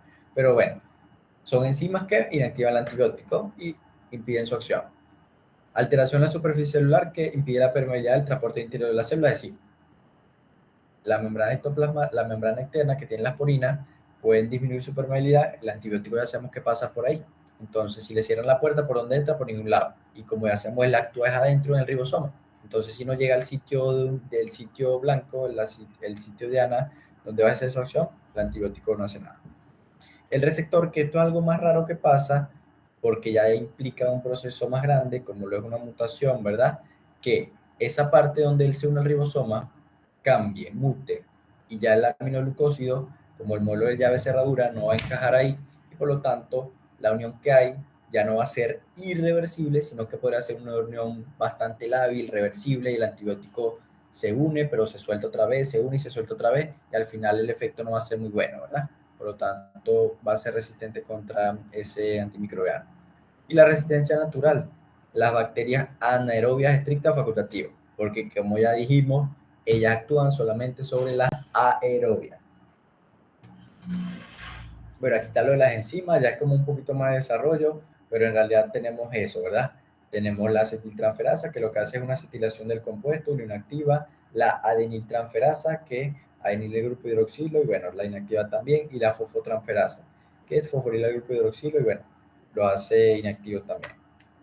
La alteración de los puntos no ribosomal, se dice que hay una muy característica, que es la mutación de la proteína S12 del ribosoma, particular para la estreptomicina, lo que hace que muchas bacterias sean resistentes a la estreptomicina por la mutación que se creó contra ella. Y bueno, se dice que es una proteína aberrante, pero que no se une al aminoglucósido, sino que está ahí aprovechando A. Vamos a ver, aquí es otra mutación, pero a nivel de la 16S, prácticamente es como el mismo cuento. Y la metilación posttranscripcional del ARN mensajero.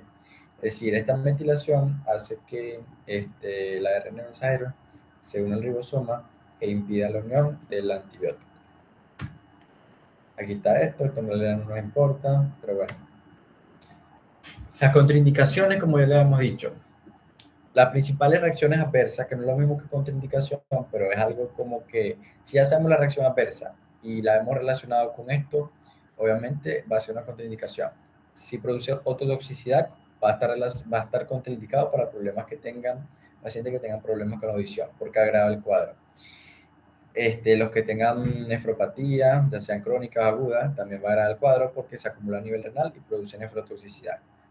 Otra, como bloqueo neuromuscular y en la edad avanzada, que bueno, puede agravar cualquier cosa. Esto de la dosificación en realidad no importa porque eso no lo preguntan, pero más o menos lo que yo les he explicado por su mecanismo de acción, te hacen 2 o 3 veces al día, también depende de lo grave que sea la infección. Esto ya lo hemos visto. Esto más o menos también, que recuerdo lo que yo les había dicho hace rato, que se combinan con los betalactámicos y lo que hace es incrementar su espectro. Y esa es la combinación que tenemos que tapilar ya cuando vayamos a responder. No vamos a decir dos betalactámicos, no vamos a decir que se combinan dos aminoglucósidos, sino que tienen que ser distintos mecanismos de acción y eso es el truco. Aminoglucósidos también con las tetraciclinas, que bueno, en realidad ellas no van para allá, no van para el post, para la en el seminario, se potencian contra las brucelas. Porque las tetraciclinas, coronanfericol, todo eso, como les había dicho hace rato, bueno, es que los demás no estaban, ellas actúan sobre bacterias intracelulares. Estas no contra intracelulares.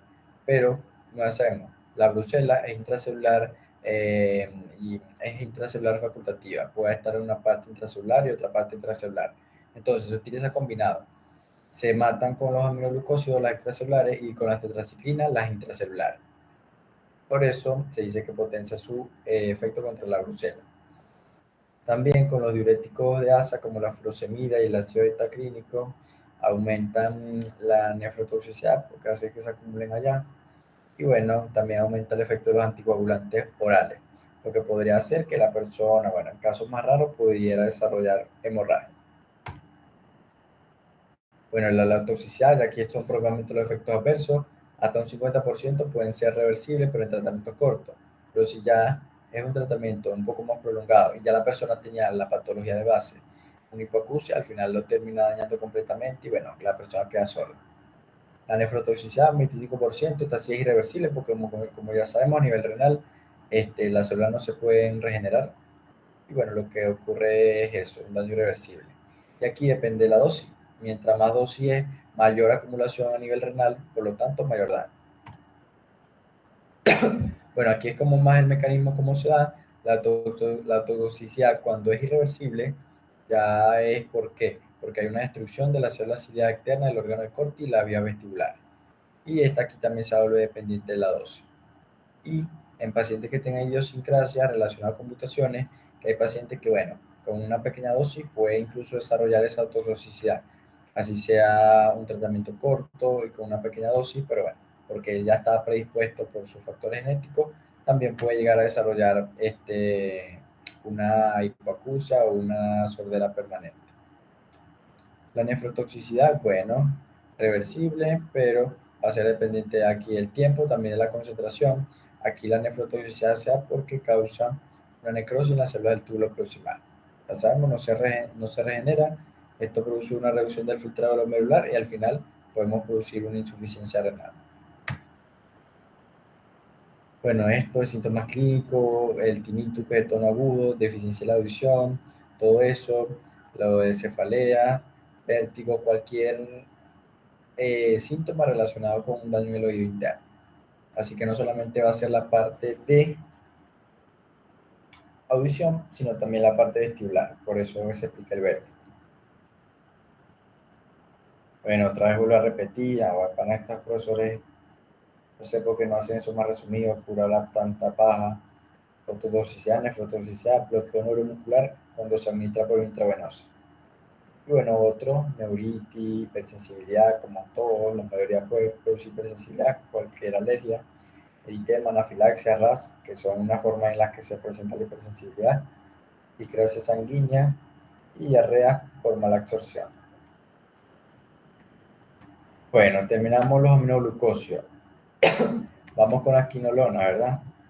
Vamos a ver cuánto vamos. Ah, bueno, mira, aquí este sí fue más rápido, 30 minutos. Ahora vamos con las quinolonas, que son las últimas que van. La sulfamida del trimetopin se coloca aquí junto a este tema porque es algo muy corto, así que de todas maneras las decimos por si acaso nos tiran algo por ahí, pero en realidad va hasta quinolona.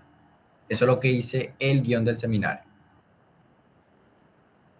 Vamos a presentar aquí. Ya va. Ya un momentico que voy a revisar algo aquí.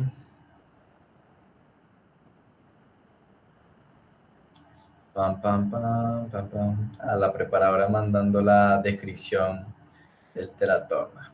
Tan fácil que es, bueno, se vuelven locos. De pana, necesitan preparadores como yo. Pero bueno, como no me pagan, no lo haré. Vamos con las quinolonas. Bueno, la quinolona, introducción, la quinolona, su mecanismo de acción va a ser la inhibición de la síntesis del ADN. Y ya lo vamos a ver por qué. Aquí lo tenemos. El ADN a nivel bacteriano ya sabemos que es un ADN circular y bueno, este ADN para replicarse, él como tal se abre, ¿verdad? Pero cuando se va a reempaquetar para que la célula se pueda dividir, debe volver a adquirir esa característica de manera circular. Entonces, eso es gracias a una enzima que es llamada la ADN girasa. La ADN girasa es la misma topoisomerasa 2. Esta es la que se encuentra predominantemente en la bacteria gram negativa, ya que en la gram positiva está la topoisomerasa 4, que es la que se encarga del mismo proceso, pero bueno, al final puede actuar sobre las dos, pero es para que vean esa diferencia nada más. Entonces, ¿qué ocurre? Tenemos que si ese ADN no se puede enrollar adecuadamente, hay un problema en la síntesis del ADN y el empaquetamiento de él. Al final, como ya sabemos, el ADN es lo que depende que una bacteria se pueda duplicar.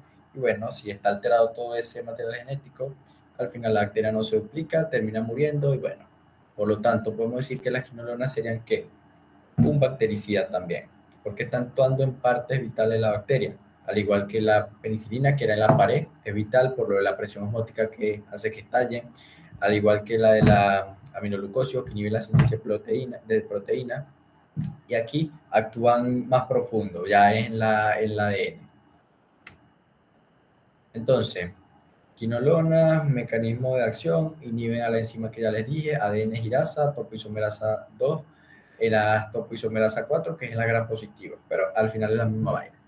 Entonces, interfieren en la síntesis del ADN, bloqueando la reacción del superenrollamiento, que es dependiente de ATP, que es lo que hace esta enzima, y entonces bloquea las enzimas necesarias en los procesos de replicación, recombinación y transcripción del ADN. No modifica la estructura cromosómica del humano, porque eso es algo muy característico de los antibióticos. Ah, no, mira, está modificando el ADN, pero como ya sabemos, nuestro ADN, nuestras proteínas no son iguales a las de las bacterias. Por lo tanto, los antibióticos son selectivos para las bacterias. Entonces, no va a producir esto de que inhibe la síntesis del ADN en nuestra propia célula, porque si no, nos podría producir también la muerte a nosotros, o un cáncer, alguna alteración. Pero como ellas son selectivas para lo de las bacterias, con nosotros no tiene nada que ver. Va a producir son otras reacciones adversas, pero no con la parte genómica. ¿Qué más? Bueno, aquí vemos toda esta tabla. Con toda esta tabla, bueno, aquí nosotros vemos bacilos aerobios gram negativos, cocobacilos gram negativos, coco gram positivos, bacilos gram positivos, micobacterias, bacterias de infección de transmisión sexual. Aquí nosotros no nos podemos contar, obviamente, además de 10 bacterias. Entonces, ya de entrada podemos decir que a diferencia de los aminoglucósidos que eran de espectro intermedio, las quinolonas son de amplio espectro, porque actúan sobre un poco de vaina, ¿verdad? Entonces, en bacilos aerobios gram negativos tenemos todas las enterobacterias, mayor como la ciprofloxacina, que ya la vamos a ver, ya vamos a empezar a ver los nombres, ¿verdad? No confundir con cefadroxilo, que son de la beta-lactámico, bueno, ya saben, no se van a confundir por ahí, porque ajá, no se confunde todo. Son activas contra ajá, la salmonella, campylobacter, helicobacter, vibrio, todas son bacilos aerobios gram negativos, ¿verdad? Y bueno, por lo tanto, son susceptibles contra el antibiótico. Los cocobacilos, Neisseria meningitis, Neisseria gonorrea, muy sensibles, por eso se utiliza incluso preferible el que la penicilina para tratar a las infecciones, la uretritis gonocócica, la hemofiloinfluenza también actúa, así que ya hemos visto que lo podemos destruir con penicilina, con metalactámico, ahora con esto, es que hay muchas maneras. Todo lo nos va a decir el antibiograma. A cuál antibiótico sea más sensible es el que vamos a utilizar. Moraxella catarrali, cocos gram positivos, los estafilococcus, los incluso producen coagulasa, que sería el estafilococcus aureus. También pueden incluirse las meticilinos resistentes, los bacilos gram positivos como listeria, corynebacterium, clostridium, micobacteria, pero obviamente en conjunto para la tuberculosis, obviamente no es que le vamos a dar una quinolona sola, sino con los fármacos propiamente antituberculosos. Y bueno, las micobacterias atípicas. Y bueno, la infección de transmisión sexual, pueden cubrir lo de Clamidia trachomatis, lo de Klebsiella pneumoniae, todas esas que están por ahí, y no, Mycoplasma, gonococo. Así que bueno, resumen, amplio espectro, más nada. Ahora vamos con la clasificación, que es lo que nos interesa. La clasificación se hace de dos maneras, por generaciones, al igual que lo que habíamos visto en la cefalosporina, ¿verdad? Aquí hay 4 generaciones, pero aparte de eso tiene una característica cada generación. La primera generación es no fluorada, no tiene un átomo de flúor dentro de su molécula. Por lo tanto, la de primera generación va a tener una mejor absorción por vía oral, ya que no van a formarse los quelatos, como lo vamos a explicar con todas las demás.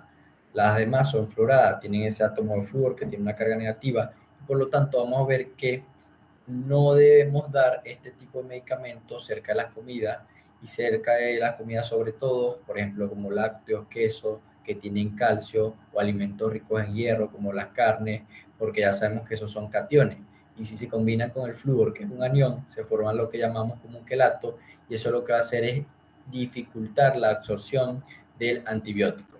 Por lo tanto, de la segunda a la última generación, que es la cuarta, no podemos dar el medicamento por vía oral cerca de las comidas, porque se va a interferir su absorción.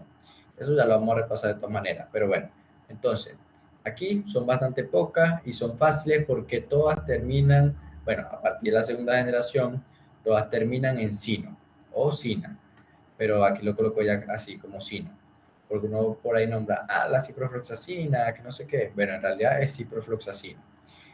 Bueno, la no fluorada de primera generación, como ya sabemos, la que tenemos en rojito, la que más nos interesa, tenemos el ácido nalidíxico.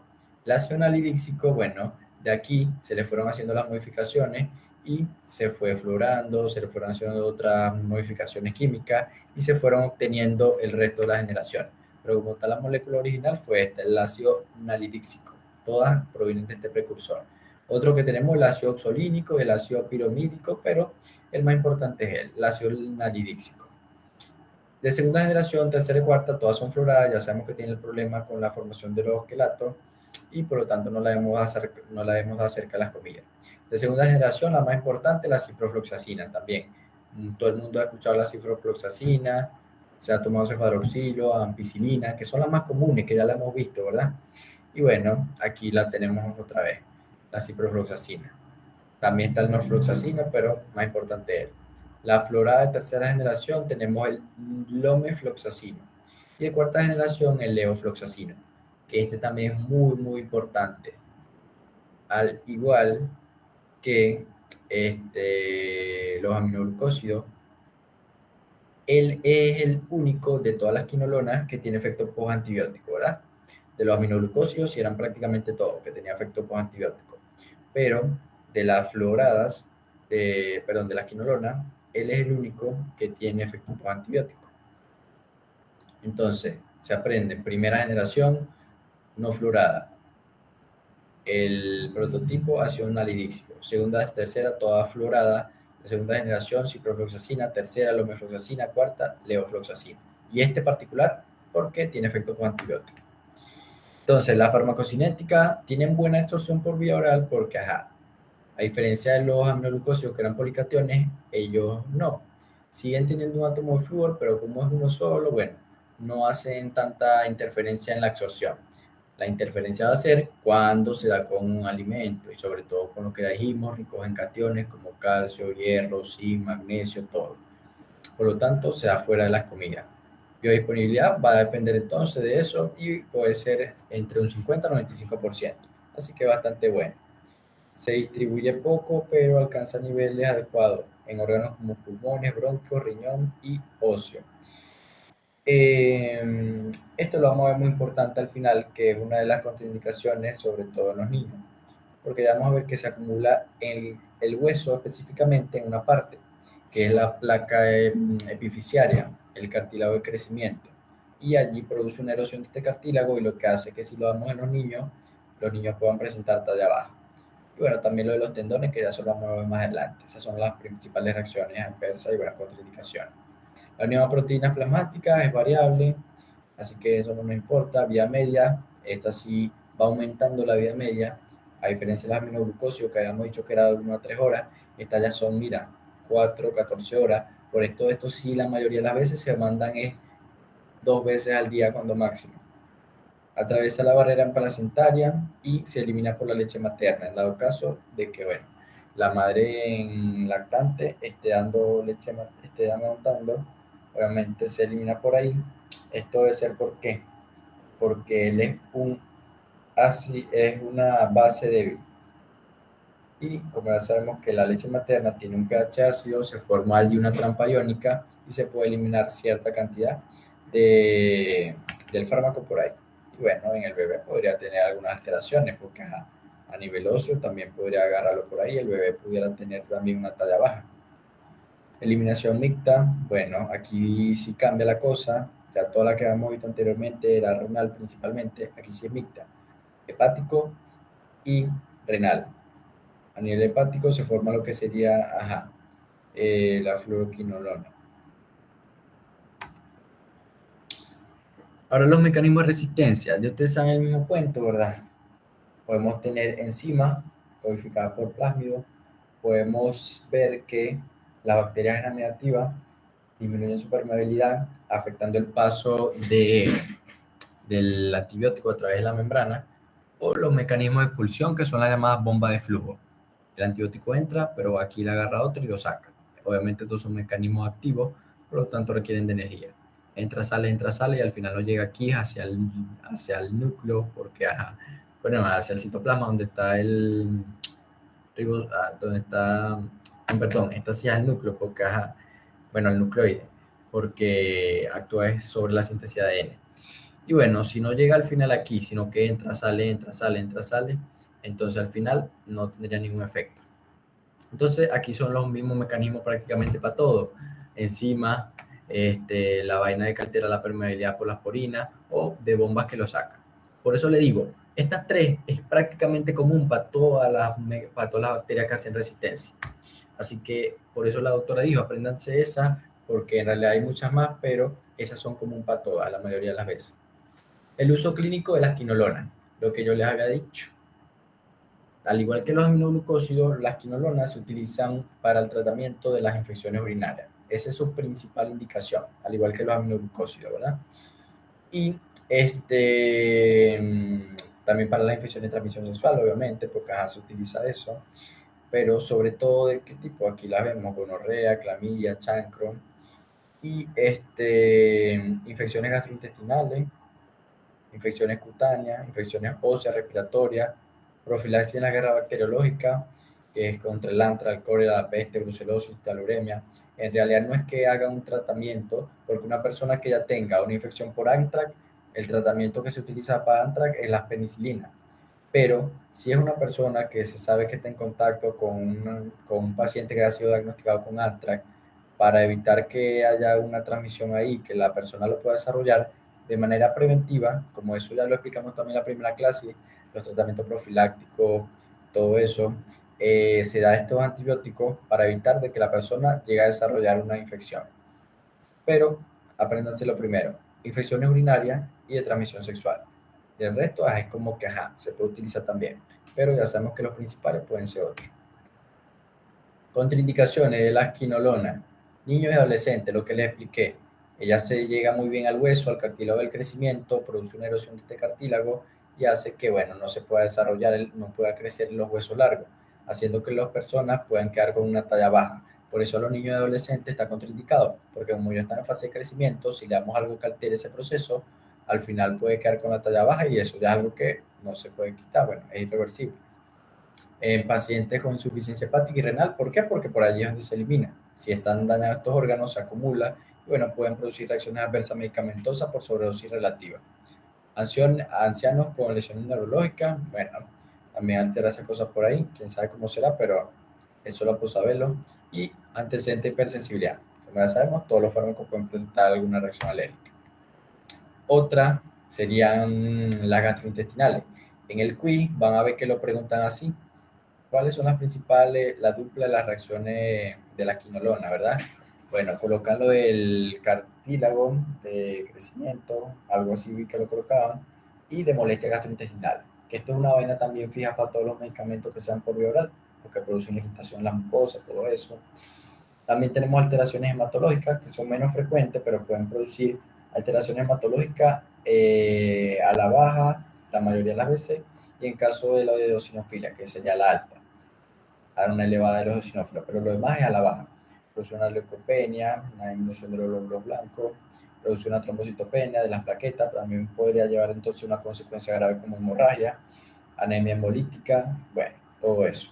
Y sobre todo el primero, el ácido anhidríxico, que se ha visto más relacionado.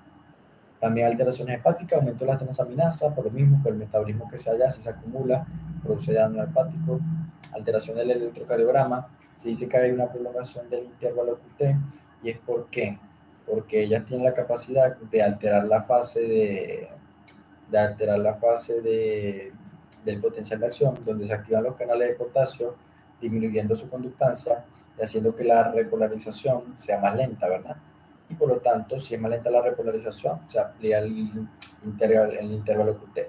Y en dado caso grave, que se utilice con otro medicamento que también haga esto, por ejemplo la amiodarona, que es el caso que dan por ahí, que ya también inhibe los canales de potasio, estamos potenciando todo eso. Y al final ya sabemos que podríamos producir una arritmia que lleva a la muerte del paciente. Lo de la tendinitis y la rotura de los tendones es lo mismo. Entonces, un paciente que tome eso, bueno, y haga ejercicio, puede tener mayor probabilidad de que se le desgarre un músculo, cualquier cosa, se le pierda su inserción, lo que sea. Otras reacciones a nivel renal, puede producir aumento de la creatinina por el daño renal, cristaluria en la orina. Ya sabemos, la presencia de cristales de los minerales que se originan allá, que se filtran en el riñón, alteraciones del sistema nervioso central, mareo, cefalea, convulsiones, todo eso. Reacción alérgica, ya la habíamos nombrado, no sé por qué la repiten. Alteraciones visuales, fotofobia, visión borrosa y diplopía.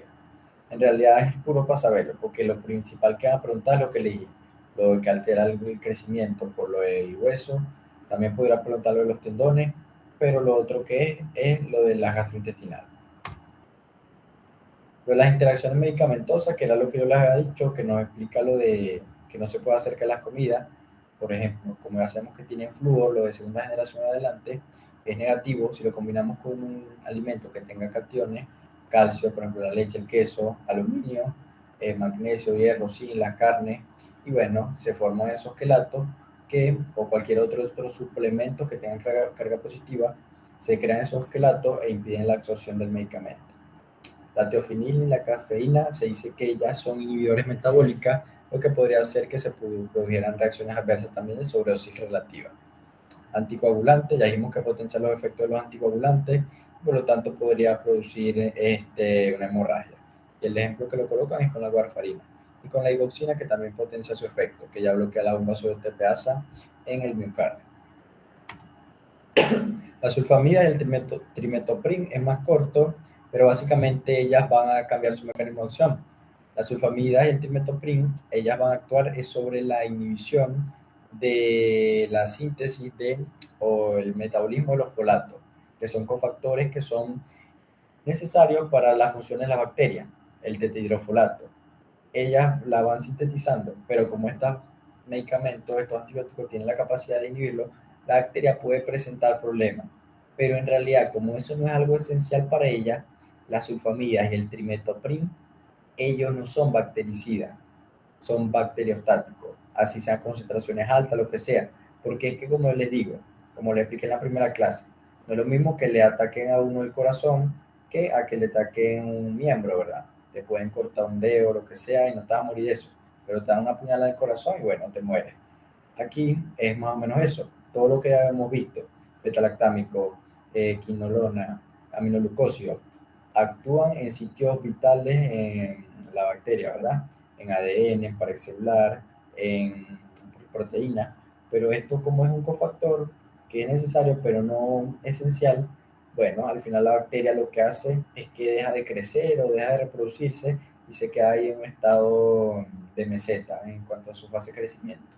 Por lo tanto, es eso, un bacteriostático. Por lo tanto, para decir que voy a curar una infección solamente con una sulfamida, un trimetoprim, es mentira. Tendría que combinarlo con un antibiótico que tenga una acción bactericida. Entonces, aquí tenemos cómo es la vía de los folatos en el humano y también la tenemos en la bacteria, ¿verdad?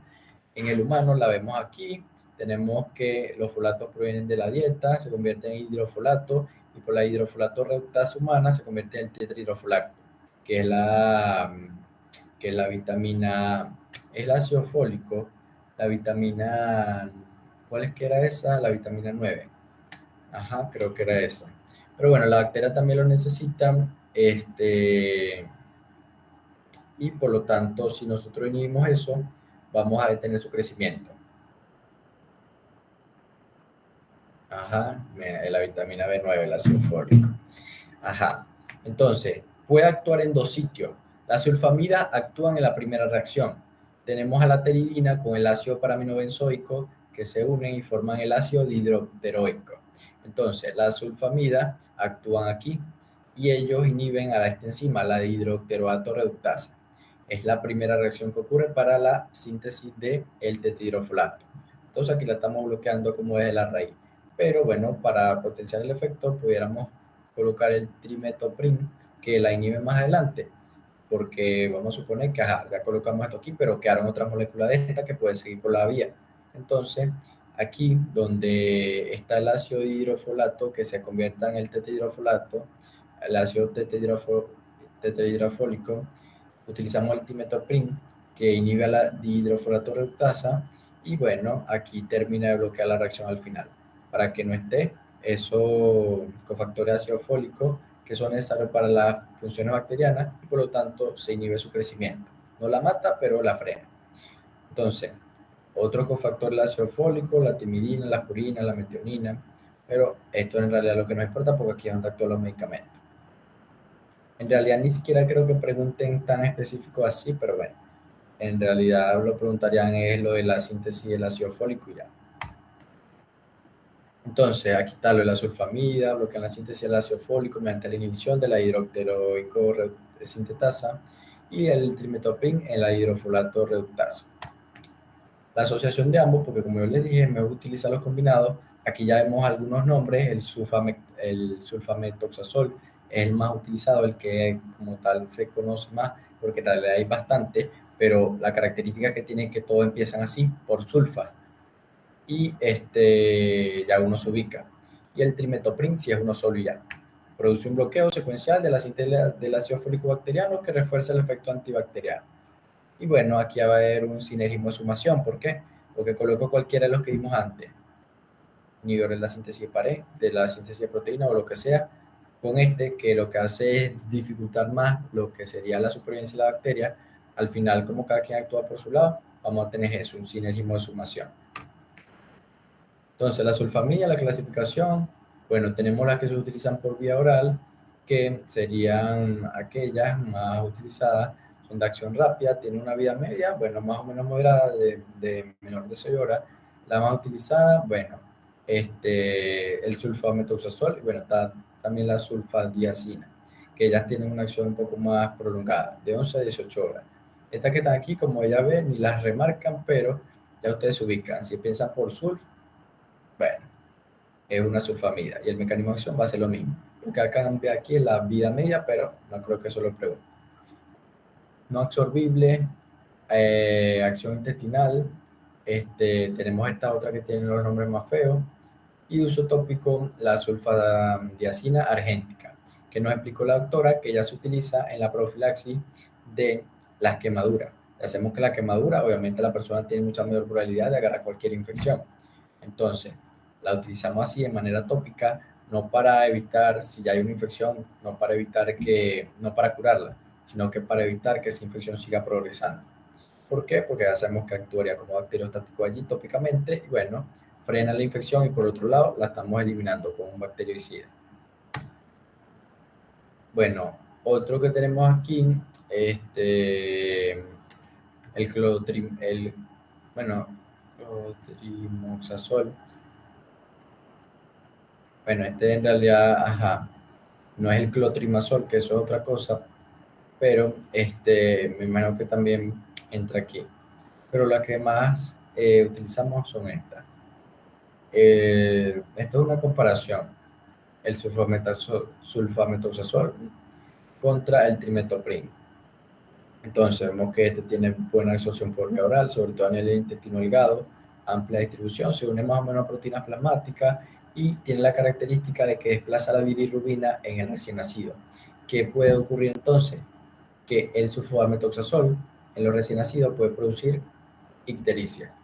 Pues ya sabemos que debe encontrarse la bilirrubina unida este, al albúmina y debe ser transportada para eliminarla, pero como la desplaza en el plasma, la bilirrubina queda por ahí suelta, se acumula en los tejidos y podría producir ictericia en los recién nacidos. Eso es lo que nos importa más por aquí. Atraviesa la barrera hematoencefálica, bueno, también muy importante. Bueno, la vía media ya dijimos de 11 a 18 horas. El metabolismo hepático y excreción renal. Aquí seguimos con esto, al igual que la quinolona, bueno, ya aquí serían los dos. El trimetoprim, bueno, absorción intestinal es completa, amplia distribución, una proteína plasmática, la mitad, atraviesa también la barrera hematoencefálica, también tiene bastante tiempo, y también el metabolismo hepático y renal. Así que prácticamente la misma vaina. Bueno, aquí la vemos, el efecto antimicrobiano. Esta también tiene un efecto de qué espectro tiene. Al igual que la quinolona, miren, un poco de bacterias son las que pueden actuar. Entonces tienen efectos que tienen un espectro amplio. Así no sean bactericidas, pero igualmente pueden actuar sobre muchas, así que es un espectro amplio. Entonces, en las sulfamidas tenemos a las bacterias gram positivas, gram negativas, tenemos los actinomyces, plasmodium, nocardia, esta que está aquí, el toxoplasma, los trimetoprim, coco gram positivo, bacilo gram negativo, pseudomonas, bacteroides, mycobacterium, tuberculosis, treponema pallidum, y se utilizan combinados para tener un mayor espectro. Todas esas. Por eso son amplio espectro. Uso clínico, las infecciones por nocardia, la primera elección, pero como tal ya sabemos que aquí es para frenar la infección, no para quitar. Infecciones por clamidia, infecciones urinarias, meningia, infecciones por protozoario, mira que también puede actuar sobre parásitos. Nosotros la estamos viendo más desde el punto de vista de las bacterias, por eso era raro que aquí tuviera toxoplasma, porque esto es un parásito. Y bueno, infecciones dermatológicas, lepra, profilaxis, tratamiento reumática, colitis ulcerosa, infecciones intestinales. Pero la más común, la más utilizada sería para esto, no carne. Y como ya sabemos que eso también es raro, al final no es que se utilice para muchas cosas. Yo de verdad no escuchaba a nadie, así que, un sulfametoxazol, no lo había escuchado. Entonces, las reacciones adversas. La sulfamida, hipersensibilidad, eritema, fiebre, trombocitopenia, leucopenia, los gastrointestinales, anorexia, vómito, náusea, nefro y hepatotoxicidad porque se eliminan por allá, sistema nervioso central, cefalea, letargo, todo eso. Y las interacciones con la warfarina y la sulfoniluria, que son para la diabetes, la fenitoína, que bueno, pueden alterar su acción. Y el trimetoprim, erupciones, tracto gastrointestinal, malestar pero epigástrico, náuseas y vómitos, trombocitopenia y leucopenia la comparte entre las dos y aumenta las transaminasas y la creatinina. Y es por lo mismo, por lo del daño renal y hepático. Bueno, la elección de esto ya también lo conversamos en la primera de introducción, que depende de las características farmacocinéticas, farmacodinámicas, los efectos adversos de la droga, el paciente, los costos del tratamiento y la relación costo-beneficio. Así que bueno, eso es todo. Eso es todo lo que da para mañana.